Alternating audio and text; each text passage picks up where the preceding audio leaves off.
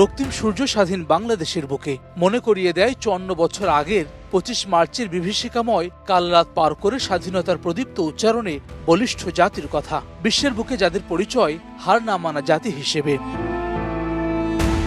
৭১-এর উত্তাল মার্চে স্বাধীনতা ছিনিয়ে আনতে মুক্তিযুদ্ধের সূচনা হয় এই দিনেই। সূর্যোদয়ের সঙ্গে সঙ্গেই জাতির শ্রেষ্ঠ সন্তানদের শ্রদ্ধা জানাতে সাভারের জাতীয় স্মৃতিসৌধে রাষ্ট্রপতি মোহাম্মদ শাহাবুদ্দিন এবং প্রধান উপদেষ্টা ডক্টর মোহাম্মদ ইউনূস।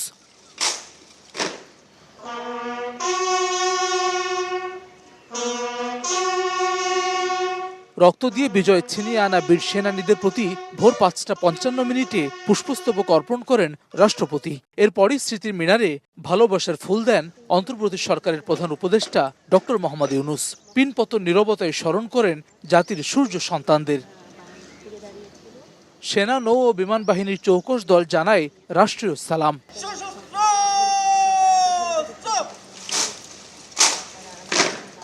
এরপর শ্রদ্ধা জানান বীরশ্রেষ্ঠ পরিবার, যুদ্ধাহত মুক্তিযোদ্ধা ও বীর মুক্তিযোদ্ধারা। শ্রদ্ধা জানান উপদেষ্টা মণ্ডলী ও বিদেশি কূটনীতিকরাও। পরে গণমাধ্যমে যুব ও ক্রীড়া উপদেষ্টা আসিফ মাহমুদ বলেন, ৭১-এর স্বাধীনতাকে রক্ষার লড়াইয়ের অন্যতম ধাপ ২৪। বাংলাদেশকে আরও সমৃদ্ধশালী হিসেবে গড়ার প্রত্যয় ব্যক্ত করেন অর্থ উপদেষ্টা সালেহউদ্দিন আহমেদ। ৭১ অর্জিত স্বাধীনতাকে আমরা রক্ষা করার যেই কঠিন লড়াই, সেই লড়াইয়ের একটা অন্যতম ধাপ হচ্ছে ২৪, এবং এই স্বাধীনতা সামনের দিনগুলোতেও বাংলাদেশে থাকবে এবং আর কখনোই একটি স্বাধীন ভূখণ্ডে এদেশের মানুষ আর পরাধীন অনুভব করবে না। এই দিবসে আমরা একটা আমাদের প্রতিটি ঘোষণা করি যে আমরা বাংলাদেশকে, নতুন বাংলাদেশে আরও সুখী সমৃদ্ধশালী দেশ হিসেবে গড়ে তুলব। এ সময় জনগণের আকাঙ্ক্ষা পূরণে রাজনৈতিক দলগুলোকে জাতীয় স্বার্থে দলীয় এবং ব্যক্তি স্বার্থের ঊর্ধ্বে ওঠার আহ্বান জানান বন ও পরিবেশ উপদেষ্টা সৈয়দা রিজওয়ানা হাসান।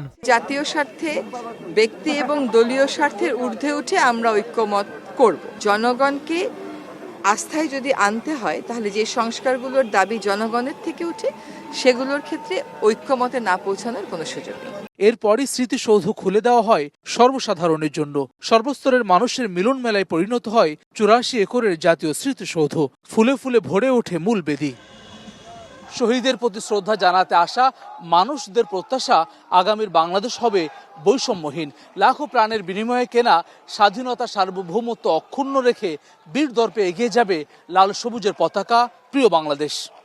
হাসান ওয়ালি, সময় সংবাদ, জাতীয় স্মৃতিসৌধ, সাভার, ঢাকা।